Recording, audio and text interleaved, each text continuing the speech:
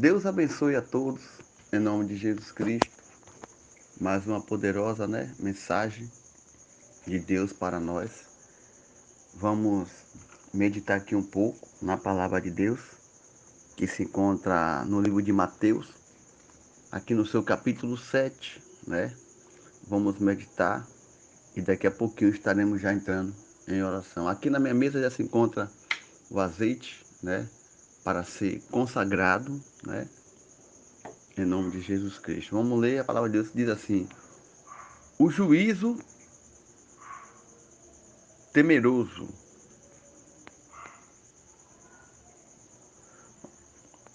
Não julgueis, para que não seja julgado, porque como há o juízo, como que julgaste, serei julgado, e como a medida, como que tiverdes medido, vós tornará a medir, né? Não julgueis, para que não seja julgado, né? Às vezes existe situação de a pessoa passar pela mesma situação semelhante àquele outro que está passando. Ou caso que acontece de as pessoas ter passado pelaquilo e ver outra pessoa passar também e às vezes aponta. Então Deus está dizendo que nós não devemos julgar, não devemos achar que nós somos certos e o outro são errados, né? Todos pagará naquele grande dia, né? O que nós devemos fazer é orar, entregar nas mãos de Deus. Aqui diz: não julgueis, para que não seja, né, julgado. Porque da mesma maneira que você julga, você também será julgado. Da mesma maneira que você pesa aquele jugo, você também vai ser pesado da mesma maneira. Porque imagine se nós julgássemos, se cada um julgasse o outro, Deus não tinha mais como julgar ninguém, né? Então só quem pode ser julgado é quem pode julgar é Deus, né? O Senhor Jesus fez esta advertência, né? Ao ver a hipocrisia do escriba e dos fariseus, que se considerava os donos da verdade. Olha aí. E por isso condenava as pessoas. É muito fácil apontar aos erros e os defeitos dos outros, mas o difícil é cada um olhar para si e admitir as próprias falhas. Uma coisa é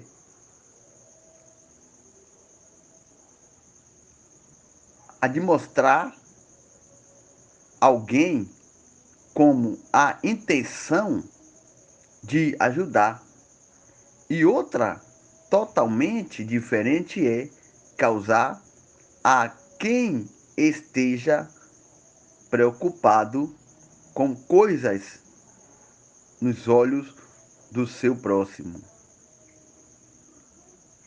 Enquanto há uma trava nos seus próprios olhos, isto é, causas um pequeno erro na vida do seu semelhante. E quando há um erro bem maior na sua própria vida, não existe hipocrisia maior do que enxergar do outro aquilo que não vê em nós.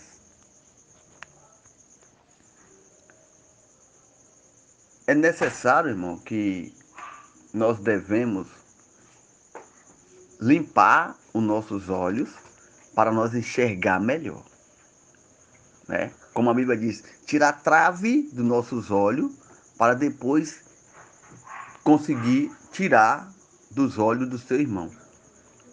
Uma coisa é você estar num caminho errado né? E apontar os erros de outro, do próximo, né? Outra coisa é você ajudar. Seu irmão está naquela situação, você sabe que não vai dar bom, você vai até ele. Por que a Bíblia disse? Chame ele em particular. As pessoas às vezes não têm essa mania de chamar particular. Aponta. Fulano errou, fulano fez isso, fulano pecou. Aquela mulher que foi pego em adultério, na lei de Moisés, ela tinha que ser apredejada. E você reparou quantas pessoas estavam ali pronta para apredejar aquela mulher? É como se não tivesse nenhum pecador ali. Mas Jesus, como ele conhece nossos corações, ele sabia sim que tinha pecadores. Quantas pessoas ali em adultério, quantas pessoas ali na vida de prostituição, né? Roubando, matando, desejando mal ao seu próximo, cobiçando, e estava ali para apontar uma pessoa só que tinha praticado o adultério. E quando Jesus estava ali agachado escrevendo, e chegou aquela mulher, lançaram até a ele e perguntou que ela foi pego em adultério. E segundo a lei de Moisés, ela deveria ser apredejada. E aguardando a resposta de Jesus, eles continuaram ali. Todo mundo já se aproximou com suas pedras na mão para apredejar a mulher até a morte. E Jesus continuava ali, agachado, escrevendo. E quando Jesus olha para um, olhou para outro e viu quantos pecadores estavam ali. E Jesus responde: aquele que não tiver pecado, que seja o primeiro a tirar a pedra, a lançar a pedra. E cada um lembrou dos seus erros, cada um lembrou dos seus pecados e se retirou dali. Mas o interessante dessa história é que ela continuou no mesmo lugar, porque ela era pecadora. Ela continuou no mesmo lugar ali.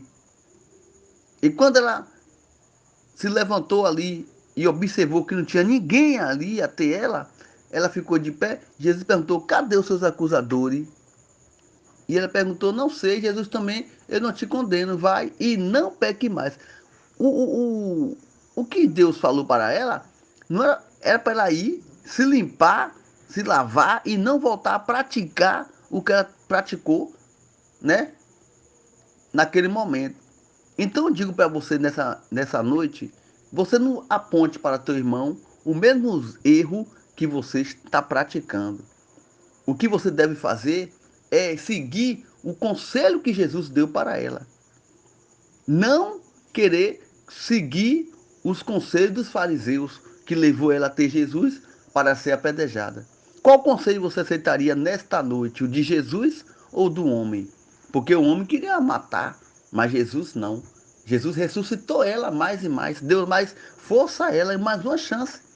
Aí eu te digo, quantas chances Jesus tem lhe dado aí e você continua apontando para o seu irmão? Será que o seu irmão está no caminho errado? Não é por falta de uma palavra, né? Se você chegar até a ele e dar uma palavra para ele, ele não vai fazer como Jesus fez? E Jesus disse: vai e não peque mais. Agora, essa passagem que Jesus disse: vai e não peque mais, ela tem que seguir o caminho dela sem olhar para trás, né? Porque as pessoas acham que se errar hoje e for perdoado amanhã, e errar de novo vai ser perdoado outro dia. Às vezes, como a Bíblia diz, irmão, perdoar 70 vezes 7. Mas eu vou dizer uma coisa aqui a vocês. Deus perdoa sim, mas existe uma oportunidade e existe também um tempo determinado. Porque o pecado, ele não vem como se fosse algo de ruim, não. Ele vem como se fosse algo de bom. Ele vai entrando devagarzinho na vida do ser humano, né? Ah, um pouquinho aqui, um pouquinho ali, Deus perdoa. Um pouquinho ali. Mas às vezes o pecado é tão grande que não há tempo de Deus perdoar. Mas por que não há tempo de Deus perdoar? Porque o pecado é tão maior, né, do que a sua força de vontade de se livrar, de fazer como aquela mulher que recebeu uma chance, que você continua ali no pecado apontando o erro dos outros. Olha o que a Bíblia diz aqui no capítulo 7. né? Nós lemos aqui o 7. Diz o 7 assim, ó: não julgueis para que não seja julgado, né? Então Deus disse assim: não aponte para o seu irmão, porque você também não vai querer que ele aponte para você, né? Porque quando uma pessoa erra, irmão, eu sou sincero, quando a pessoa erra e você sabe que ele errou e você aponta para ele, você também está errando. Não importa o tamanho do erro que ele fez, mas você também está errando, porque você está apontando o erro dele. Mas quando ele erra ali e você vai até ele pessoalmente, né? E tenta ajudar, estende as tuas mãos, aí Jesus se agrada com sua atitude, né?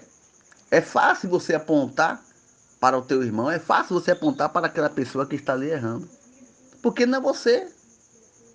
O difícil é estender a mão para ajudar. Quem sabe por que que ela fez aquilo, né? Qual foi o pecado dela? Foi o adultério. Mas não existe tamanho de pecado. Não existe tamanho de pecado. Você pode matar, você pode roubar, pode se prostituir, pode beber, pode fazer o que for, mas é pecado. Tudo é pecado. Tudo demais ali é pecado. Se você comer demais é pecado. Se você beber demais é pecado. Tudo que você fizer além do limite é pecado. Então não existe tamanho de pecado, né? Que às vezes as pessoas acham que um simples erro ele pode perder a salvação. Mas outros acham que um simples erro não vai fazer danos algum, né? Mas faz.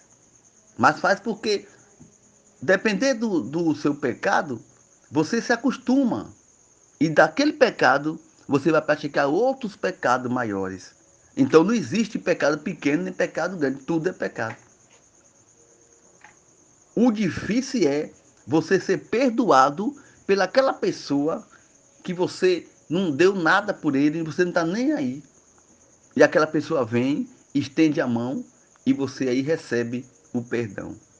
É como você erra e não tem coragem nem condição de ir até aquela pessoa e pedir o perdão.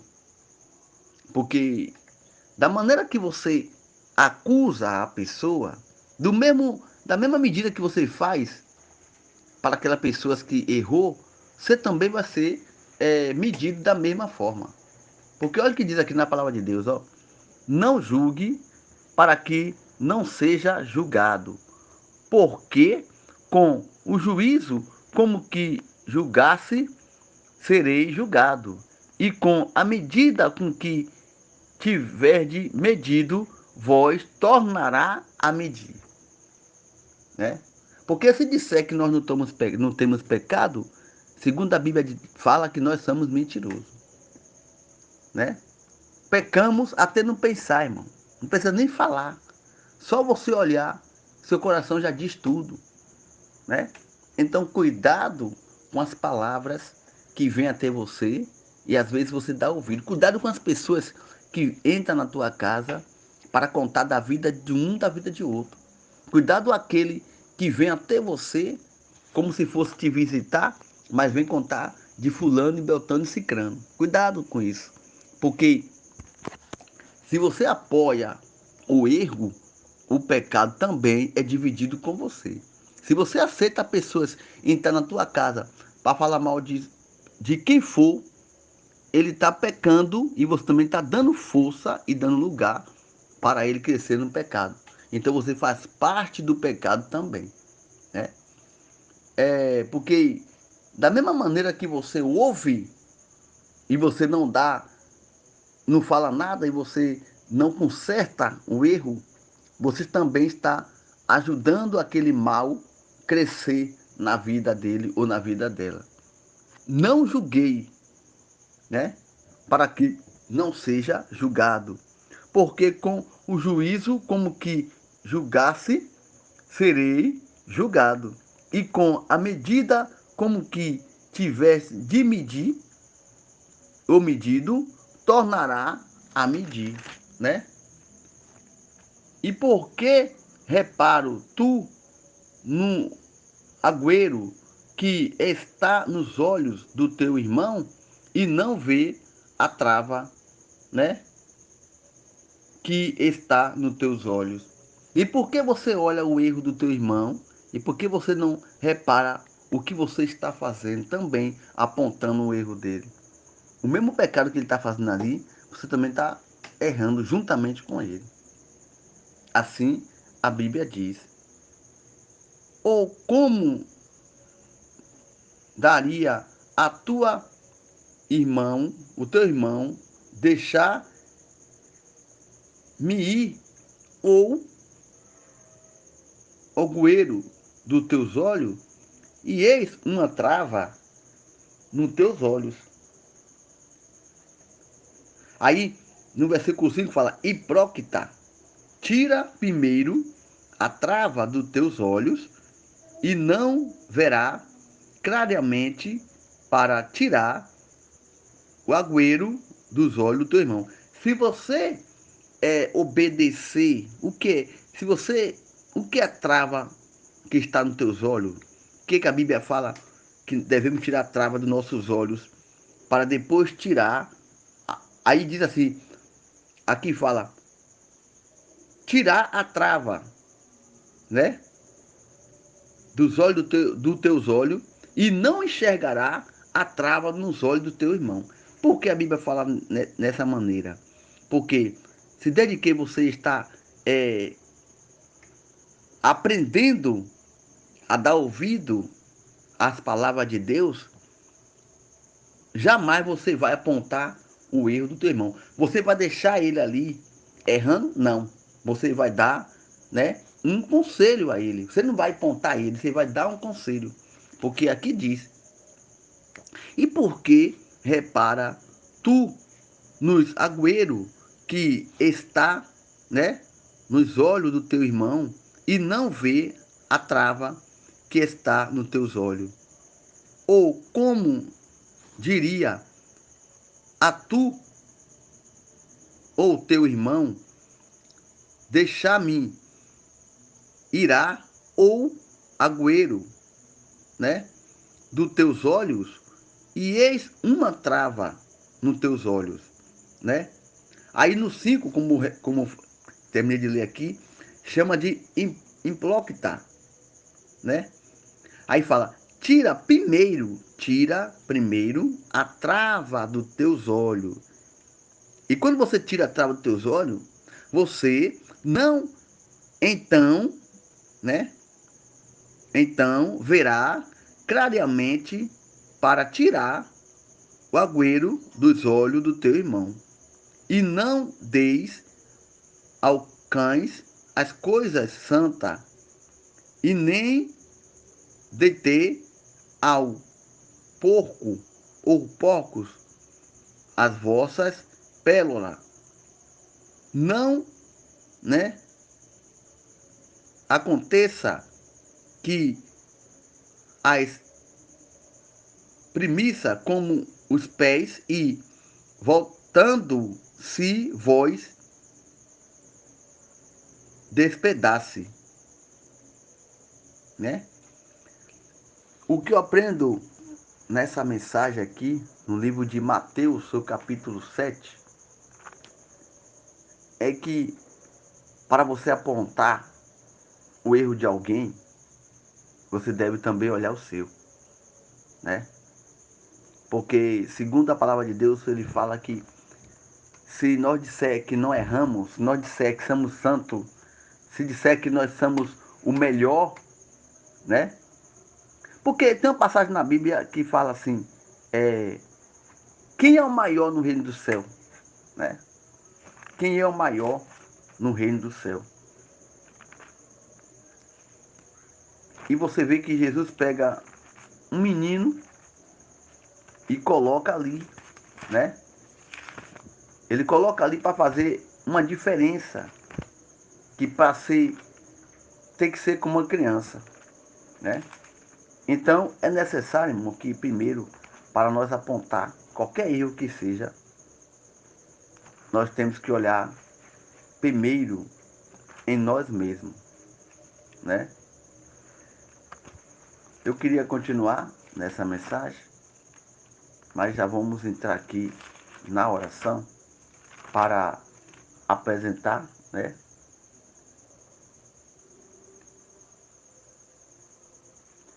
Vamos apresentar aqui os pedidos nas mãos do Senhor Jesus. Se encontra aqui os pedidos de oração. Vamos aqui apresentar a Deus. Eu gostaria que colocasse,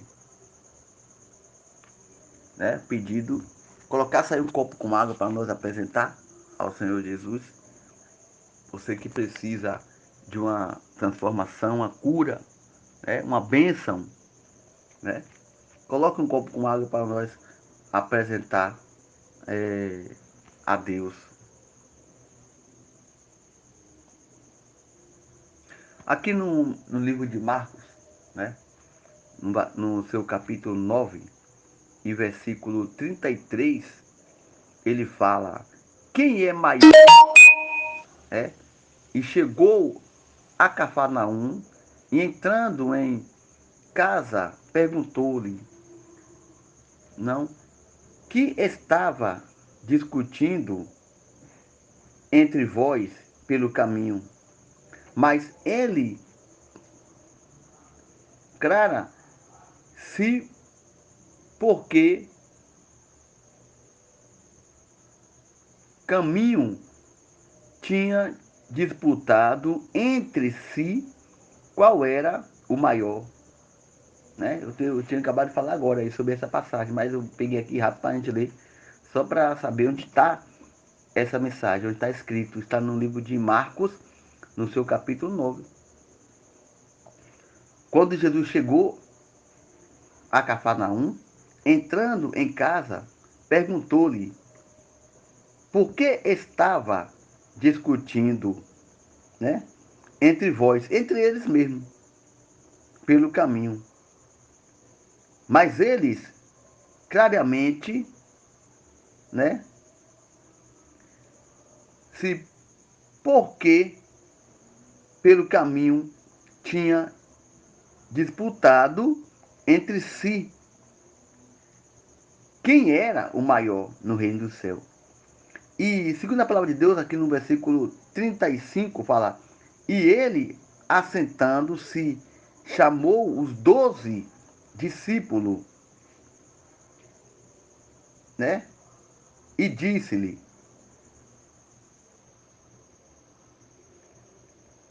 se alguém quiser ser o primeiro, será o derradeiro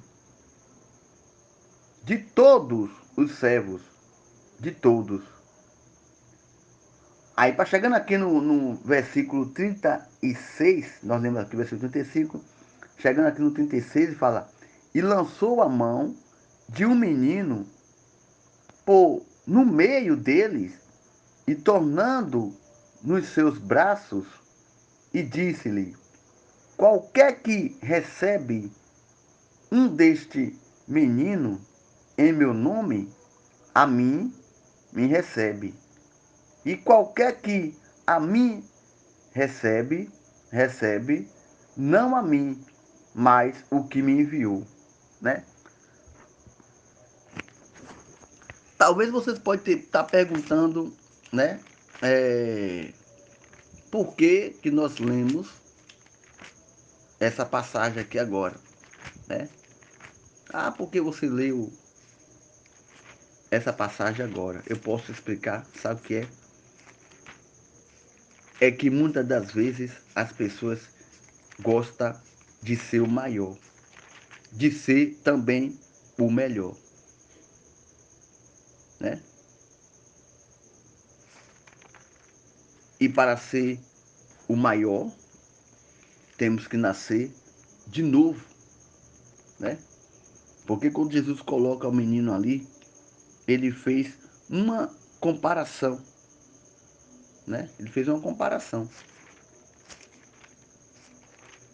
Ele fez uma comparação ali, quem é o maior no reino do céu. Os próprios discípulos vinham discutindo ali, né, com Jesus, junto. quem era o maior. Quem é o maior no reino do céu? Querendo saber quem era o maior. E Jesus pega ali uma criança e coloca no meio deles. Eles não entenderam nada, né? Não entenderam nada.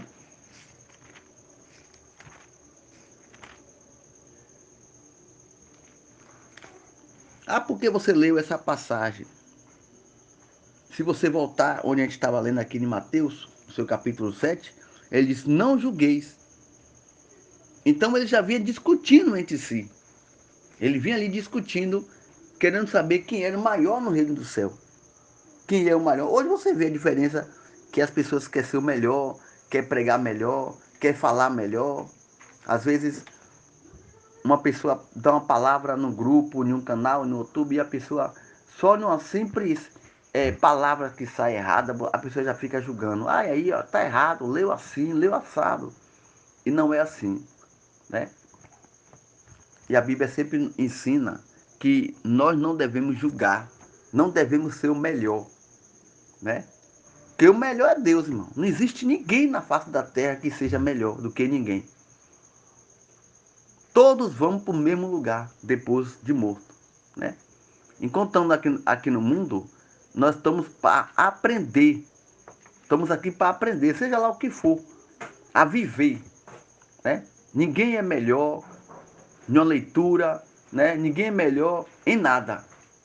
O melhor é Deus, né? O melhor, o maior é Deus. Porque segundo a palavra de Deus diz, não julgueis, para que não seja julgado, né? Porque como o juízo, como que julgaste, serei julgado. E como a medida, como que tiverdes medido, vós tornará a medir. Então, da mesma maneira que você fala mal do teu irmão, da mesma maneira que você julga o seu irmão, você também vai ser julgado naquele grande dia. Deus te abençoe a todos, né? Em nome de Jesus Cristo. Se vocês quiserem continuar lendo essa passagem, está no livro de Mateus, no seu capítulo 7. Você pode ler o 7, eu li dos 7 até o 6, né? Eu li o capítulo 7 até o versículo 6. Mas se quiser continuar, né? Pode continuar lendo essa passagem para você entender mais o que Deus tem para nós nesta noite. Deus abençoe a todos. Vamos entrar em oração. Senhor Deus e Pai, mais uma vez eu te agradeço por tudo que o Senhor tem feito em nossas vidas. Pai, também eu te agradeço pela vida de todos que se encontram aqui. Aqueles que estão aqui, Pai, pela primeira vez. Aqueles que estão aqui também para encontrar uma paz, para encontrar também um auxílio, para encontrar também, meu Deus, uma resposta de Ti. Quantas causas na justiça estão esquecidas para um homem, mas para Deus não. Quantas enfermidades estão aqui também esquecidas para o homem, mas para Deus não. Quantas pessoas estão desenganadas da medicina, da terra, porque do alto não. Então, Pai, nós estamos aqui para clamar, para pedir socorro. Eu tenho certeza, segundo a palavra de Deus, fala que o socorro vem do Senhor, o único que fez os céus e a terra. Eu tenho certeza que o Senhor está contemplando esse clamor dessa mãe que ora pelo filho, esse clamor dessa esposa que ora pelo marido. Pai, ouve, Pai, esse clamor, essa oração. Essa pessoa que está sendo vítima de uma inveja, essa pessoa que está sendo vítima de uma obra maligna, que ela venha a ser quebrada e destruída. Pai, essa pessoa que não consegue viver na paz, que a guerra por todo lado, e que o Senhor venha cessar essa guerra. E todos esses problemas, Pai, venha passar. Que essa pessoa venha ser livre e abençoada, em nome de Jesus Cristo. Guarda, Pai, todos nas suas santas mãos, e garantindo assim a bênção e a vitória em nome de Jesus Cristo. Dando livramento de um acidente, de uma bala perdida. Toma essa pessoa nas tuas mãos, cada um, Pai, que ela é familiar, de perto, de longe, que o Senhor venha proteger. É o que nós te pedimos já, te agradecendo, em nome do Pai, do Filho e do Espírito Santo de Deus. E todo diga amém e graças a Deus. Eu tenho certeza que essa causa, lá causas, né, na justiça, o Senhor Jesus já tomou sobre si, né, para julgar, de acordo o julgo dele. É como o livro de Eclesiastes 3 diz, que tudo tem um tempo determinado por Deus. E se você aguardar esse tempo, você terá uma grande vitória e uma grande chance de ser abençoado. Espera o tempo, né, como a Bíblia diz, o tempo certo e determinado. Eu tenho certeza que muitas bênçãos vão ser contadas aqui neste grupo, nesse canal de YouTube, né? Eu tenho certeza que logo, logo vai ter bênçãos aqui para ser contada, para aumentar mais a nossa fé, né? Deus abençoe a todos vocês, né, que se encontram aqui neste momento, que nos honra com suas visitas, né? Que nos deixa nós entrar no teu lar através dos áudios, né? Através das mensagens, das orações. Deus abençoe. Continue nessa fé, acreditando, confiando, confiante, porque se você abrir a Bíblia, ela vai dizer que nós devemos confiar no Senhor. Em hipótese alguma, a Bíblia manda confiar no homem. Na verdade, nós somos chamados de maldito, porque confia no homem. Você não pode nem confiar em você, porque hoje você está bem e amanhã você não sabe como você está. Hoje você está feliz, amanhã você não sabe como você está, né? Tem pessoas que falam, eu confio em mim mesmo, não tem como confiar em você, né? Às vezes levantam viagem e no meio, antes de acabar o tempo, você está desistindo da viagem, né? Às vezes dá um sorriso para alguém que está do teu lado, no dia você já está já com a cara fechada. Então, por isso que a Bíblia diz que não devemos confiar em ninguém. Somos malditos, né? Porque confiamos, né, em outros. Maldito é um homem que confia no outro. Mas não é só o homem, né? É no plural, né? A confiança ela tem que vir de Deus. E se você confiar em Deus, aí você está bem guardado. Porque Ele não falha. Ele nunca erra. Ele conhece o seu coração, Ele sabe qual é o seu desejo. Mas talvez você não é abençoado porque você murmura. Às vezes você pede bênção a Deus e não deu nem 48 horas, você já está murmurando, né? 1000 anos para Deus é como se fosse um dia. Um dia para Deus é como se fosse 1000 anos. Então, não é a mesma coisa de você pedir aqui a Deus agora e receber amanhã. Às vezes bota a causa na justiça e já quer ganha, já quer que ganhe aquela causa. Assim como o advogado da terra vai julgar, o Senhor Jesus também julgará, né? Segundo a Bíblia fala que não julgue, em Mateus 7, não julgue para não ser julgado. E se você colocou na mão de Deus, que é o melhor juiz, o melhor advogado, que ele pode julgar a sua causa. Então, coloque nas mãos dele e você também tem que interceder, tem que buscar. É simples você colocar algo na mão de que seja e esquecer, né? Então você tem que colocar nas mãos de Deus e também acreditar e buscar. A Bíblia diz assim, eu amo quem me ama, e o que de madrugada me busca, achará. Na Bíblia, outra Bíblia fala, encontrará. Mas se você não busca, se você não vai à luta, como é que você vai vencer? Deus disse, eu venci. Ele está dizendo que ele venceu. E Deus não vai vencer por você. Quem tem que vencer é você.